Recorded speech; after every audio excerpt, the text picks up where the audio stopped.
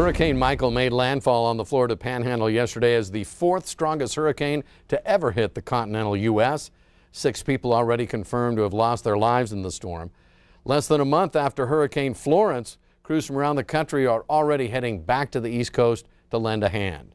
Q2's Connor Pregisser joining us now with more about how Montana is going to help out in this recovery effort. Connor. Well, thank you, Jay. Hurricane Michael did hit the Florida Panhandle yesterday with sustained winds of 155 miles an hour. That leaves it just 2 miles an hour short of being considered a Category 5 hurricane, which is the highest category. But for those living with the destruction, that 2 miles an hour is of little consolation. As we look at the scenes of devastation, it is clear that this cleanup effort is one that's going to take place over months, and some Montana hands will be there to lend a hand in the aftermath of Michael. Montana Red Cross has deployed their regional disaster officer Colleen Tone to Tallahassee, where she will head the operation of a disaster shelter.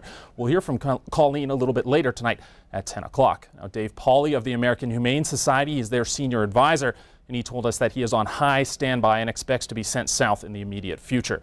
He told me that their recovery efforts will differ drastically from what we saw with Florence, as the damage with Michael is mostly wind-related and not the widespread flooding. Ultimately, Pauly tells us that they will do whatever specific communities need.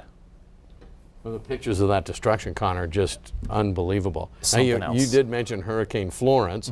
Interesting, we had the 2 major hurricanes hitting Florida in just a short period of time, but these 2 storms drastically different. Very different. I think that's one thing that jumps out almost immediately when you're looking at the footage. Once you get by kind of the sheer shock factor, is how different that damage does look. And really, we have a case of wind versus water damage. Florence leaving flooding everywhere, just mass flooding, whereas Michael, all this destructive wind damage. I think it shows the diversity of hurricanes and really the destructive power, kind of whatever the case. And I think, Jay, what people should take away from it is that no hurricane should be taken lightly.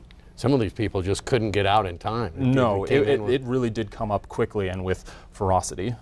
Thank you, Connor. Thanks, Connor. If you wish to help in this recovery effort, Connor says the best way to do that is texting the Red Cross. So you can do that. Text to 90999, and that is where you can go to donate $10 to the Red Cross.